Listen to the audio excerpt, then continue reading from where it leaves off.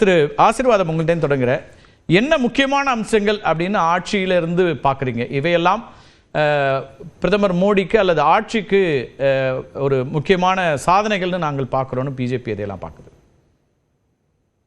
வணக்கம் கார்த்திகை செல்வன். மோடி 3.0, அதாவது 2014 மோடி 1.0, 2019 மோடி 2.0, 2024 மோடி 3.0, மொத்தம் 11 வருடங்கள். இதை நம்ம தனித்தனியா பிரிச்சு பார்க்காம ஸ்டேஜ் 2014 நம்ம எப்படி இருந்தோம், இப்ப 2024 தாண்டி 2025 நோக்கி நம்ம பயணப்பட்டு கொண்டிருக்கிறோம். இந்த 11 வருடங்களில் மோடி தலைமையிலான இந்த மோடி அரசு எந்தெந்த போக்கஸ் ஏரியாவை மெயினா எடுத்து தன்னுடைய ஆட்சியை அவர் நடத்திக்கிட்டு இருந்தாருன்னா, நம்பர் 1, முதல் 2 அரசையும் மூன்றாவது அரசையும் ஒரே விதமா பார்க்க முடியுமா? மூன்றாவது அரசுல உங்களுக்கு சவால் இருக்குல்ல, முழுமையான எண்ணிக்கை இல்லை அப்படிங்கிற இடத்துல இருந்து அதை பார்க்க வேண்டாமா? அதாவது முழுமையான எண்ணிக்கை இல்லைன்னு நம்ம எப்படி சொல்ல முடியும்? அதாவது எங்களுக்கு ஆட்சி செய்வதற்கு தேவையான ப்ரீ போல் அலையன்ஸ், அதாவது இவன் போஸ்ட் போல் அலையன்ஸ் கூட கிடையாது. இதுக்கு முன்னாடி காங்கிரஸ் உடைய UPA 1 எடுத்துக்கிட்டீங்கன்னா கூட, ஈவன் UPA 2 எடுத்துக்கிட்டீங்கன்னா கூட அது போஸ்ட் போல் அலையன்ஸா ஸ்டிச் பண்ணதுதான் அது அந்த சமயத்துல. ஆனா இந்த 2024 எங்களுக்கு ப்ரீ போல் அலையன்ஸ். ஆக மொத்தம் நாங்க அதுக்கு எலெக்ஷனுக்கு பிறகு எங்களால ஆட்சி அமைக்க முடியாத ஒரு சூழ்நிலை, அது மாதிரியான எந்த ஒரு நிகழ்வும் நடைபெறவில்லை. எங்களுக்கு 24க்கு முன்னாடி யார் இருந்தாங்களோ அவங்களோட சேர்ந்துதான் நாங்கள் கூட்டணி ஆட்சி அமைச்சோம். 2014 நாங்கள் கூட்டணி தான், 2019 நாங்கள் கூட்டணி தான். உங்கள்கிட்ட 272 இருந்தது, இப்ப இல்ல. அது ஒரு பெரிய சிக்கல் இல்லை, ஏன்னா ஆட்சி உங்கள்கிட்ட தான் இருக்கு, அதுக்கான போதுமான எண்ணிக்கை இருக்கு. என்னெல்லாம் முக்கியம், ஏன் அதை 11 ஆண்டுகள்னு சேர்த்து பார்க்கணுங்கிறீங்க? அதனால கேட்டேன். அது ஒவ்வொரு அதாவது நம்ம எப்படி ஏன் இது நாங்க சேர்த்து மோடி 3.0 அப்படின்றத தனிச்சு ஒரு வருடமா பாக்குறது இல்லைன்னா, ஒரு வருடத்துக்குள்ள 3.0 அப்படின்னு பார்த்தோம்னா அதனுடைய சரியான புரிதல் இருக்காது அப்படின்னு தான் நாங்க பாக்குறோம். 2014 இருந்து தொடர்ச்சியா ஒரு திட்டம் ஆரம்பிச்சு அந்த திட்டம் அதுக்கு அடுத்த கட்டத்தை நோக்கி வரும் பொழுது சில திட்டங்கள் காங்கிரஸ் விட்டுட்டு போன திட்டங்களை நாங்க பண்ணி கொண்டு அதுக்கு நிறைவா கடந்த 2-3 நாட்களுக்கு முன்பு காஷ்மீர்ல சீனாவின் நதிக்கு மேல மிகப்பெரிய ஒரு உயரமான உலகத்துல ஈஃபில் டவர் உயரத்துக்கு ஒரு பாலத்தை நாங்கள் ரயில்வே பாலத்தை திறந்து வைத்தார். அது அவங்க விட்டுட்டு போனது. அதுக்கு நாங்கள் புத்துயிர் கொடுத்து அதுக்கு அந்த திட்டத்தை நாங்கள் கம்ப்ளீட் பண்ணோம். இன்னைக்கு நீங்க காஷ்மீர்ல நீங்க ஆரம்பிச்சீங்கன்னா கன்னியாகுமரி வரை நீங்க ஒரு ட்ரெயின் தொடர்ந்து நீங்க பயணம் பண்ணக்கூடிய ஒரு வாய்ப்பை நாங்கள் உருவாக்கி கொடுத்திருக்கிறோம். இப்ப நான் ஆரம்பத்துல சொன்னது மாதிரி சேவை, அடுத்தது நல்லாட்சி, ஏழைகள் நலம், இந்த 3 நாங்கள் பிராடர் ஏரியாவும் அதுக்கு கீழே சப் ஏரியாவா மோடி போக்கஸ் பண்ணது பாதுகாப்பு, வறுமை ஒழிப்பு, பெண்கள் முன்னேற்றம், இளைஞர் நலன், நடுத்தர மக்களின் வாழ்வு முன்னேற்றம், சுகாதாரம், அப்புறம் உலக அளவுல நீங்க சொன்னது மாதிரி ஆரம்பத்துல உலக அளவுல ஒரு மிகப்பெரிய ஒரு முக்கியமான ஒரு நாடாக நாங்க கொண்டு போய் சேர்த்திருக்கோம். சேவை, நல்லாட்சி, மூன்றாவதா என்ன சொல்றீங்க?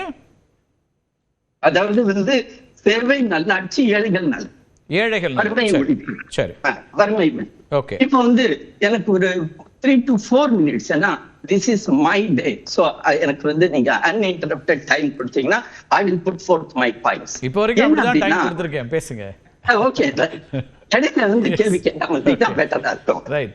இப்போ 2014க்கு முன்னாடி இருந்த நிலைமையை பார்த்து 2014க்கு பிறகு வந்தீங்கன்னா ஏழை மக்கள் 80 இணைப்பு, அந்த குடிநீர் இணைப்பு குழாய் மூலமாக 15 கோடி இல்லங்களுக்கு நாங்கள் கொண்டு சேர்த்திருக்கிறோம். 4 கோடி மோடி வீடுகள், அந்த மோடி வீடுகளையும் குறிப்பாக அதனுடைய ரெஜிஸ்ட்ரேஷனே பெண்களுடைய பெயர்ல, அதுக்கு முன்னாடி ஆண்கள் குடும்ப தலைவர் முறையில ஆண்கள் பேர்ல இருந்தது, அந்த பெண்களுடைய பெயர்ல முதல் தடவை அதுக்குரிய ரூலை கொண்டு சேர்த்தோம். அப்புறம் 12 கோடி கழிப்பிடங்களே இல்லாத ஒரு காலம் இருந்துச்சு. இன்னைக்கு ஒவ்வொரு வீட்டிலையும் கழிப்பட வசதியை செய்து கொடுத்திருக்கிறோம். சாலையோர வணிகர்களுக்கு நாங்க 68 லட்சம் கடன் உதவி, 68 லட்சம் டைம்ஸ் நாங்க கடன் உதவி அவங்களுக்கு நாங்கள் கொடுத்திருக்கிறோம். முத்ரா லோன் எடுத்துக்கிட்டீங்கன்னா 53.5 கோடி பேருக்கு முத்ரா லோன். இது போக்கஸ் ஏழைகள். ஆனா முதல்ல நான் ஆரம்பிக்க வேண்டியது எதுனா பாதுகாப்பு. ஜஸ்ட் ஒரு மாசத்துக்கு முன்ன எந்த பாகிஸ்தான்ல இருந்து தீவிரவாதிகள் இங்க நம்மள்கிட்ட வந்து நம்மளுடைய 26 பேரோட உயிரை வந்து அவங்க மாய்ச்சாங்களோ அவங்களுக்கு ஒரு தக்க பதிலடி. அங்க இருந்த 100 பயங்கரவாதிகளை எல்லை தாண்டி நான் போய் அடிச்சு ஒழிச்சோம். அவர்களுடைய கேம்புகளை வந்து அழிச்சு ஒழிச்சோம். இதன் காரணமாக இன்னைக்கு இந்தியா கிட்ட வாலாட்ட முடியாது அப்படின்ற ஒரு சூழ்நிலையை வந்து இன்னைக்கு திரு நரேந்திர மோடி அவர்கள் உருவாக்கி இருக்கிறார்கள். இது மிக முக்கியமான பாயிண்ட். அதிலும் அடுத்த கட்டமாக எம்பிகள் அடைந்த குழுவை உலகம் எங்கும் அனுப்பி இந்தியா செய்த அந்த நடவடிக்கை சரியான நடவடிக்கை. பயங்கரவாதத்தை ஒழிப்பதற்கு இந்தியா முதலிடத்தில் அதனுடைய பிரையாரிட்டி நம்பர் 1 அப்படின்னு இருக்குதுன்றத எதிர்கட்சியுடைய தலைவர்களையும் சேர்த்து அவங்க வந்து உலகம் புற அனுப்பி முக்கியமான நாடுகளில் அவர்கள்ட்ட வந்து எடுத்து சொல்லி நம்மளுடைய அந்த ஸ்டாண்ட் சரியான ஸ்டாண்ட் அப்படின்றத நம்ம எடுத்து சொல்லி இந்தியாவுடைய நாடாளுமன்ற உறுப்பினர்கள் அப்படிங்கிற அடிப்படையில தான் அந்த குழுக்கள் அனுப்பப்பட்டதாக நான் அறிகிறேன். எதிர்கட்சி தலைவர்கள்ங்கிற அடிப்படையிலயா அப்படின்றத புரிஞ்சுக்க விரும்புறேன். இல்ல அப்படி இல்லை. அது நாடாளுமன்ற எக்ஸ்எம்பிகளும் இருந்தாங்க. இவன் வந்து சல்மான் குர்ஷித் அவங்க இந்தியாவை தான் ரெப்ரசன்ட் பண்ணாங்கன்ற. ரஷ்யாவுக்கு போனாலும் ஸ்பெயினுக்கு போனாலும் இந்தியாவுடைய குழு, இந்திய குழு. எஸ் கதையை செல்வன், அதாவது வந்து அவங்கள வந்து கொண்டு போய் நமக்காக வந்து அவங்கள வந்து பேச வச்சது இருக்கு இல்லைங்களா, அது மிக முக்கியமான ஒரு அம்சமாக நம்ம பார்க்க வேண்டும். ஏனென்றால் நாம் அனைவரும் இந்தியர்கள் அப்படின்ற ஒரு எல்லாரும் இணைந்து போய் மக்களிடம் அதுவும் வந்து வெளிநாடுகளிடம் சொல்லும் பொழுது அதற்கு வந்து ஒரு மிக முக்கியமான அந்த அத்தாட்சி வந்து கிடைக்கிறது. அது மிக முக்கியம். நம்ம வந்து இந்தியா பாகிஸ்தான் அப்படின்றத நம்ம வந்து எப்படி பார்த்துட்டு இருக்கிறோம் அப்படின்னா, பயங்கரவாதத்தை எல்லை தாண்டிய பயங்கரவாதத்தை எங்களால் ஒழிக்க முடியும். இதுக்கு முன்னாடி வந்து அமெரிக்காவே ஒரு பீரியட்ல வந்து மிகவும் அமைதி காத்தது. இரட்டை கோபுரம் தாக்குதல் நடந்ததற்கு பிறகு பாகிஸ்தானில் வந்து பின்லாடனை ஒழிப்பதற்கு பல வருடங்கள் ஆனது. ஆனால் நாம் உடனடியாக ஒரே மாதத்திற்குள் நாம் எல்லை தாண்டி அவர்களுடைய பயங்கரவாத கேம்ப்களை நாம் அழித்து ஒழித்தோம். முதல் கட்டமா எடுத்துக்கிறேன். ஓகே, பேசலாம். ஏன்னா மற்ற விருந்தினுடைய முதல்கட்ட கருத்தை எடுத்துக்கிறேன்.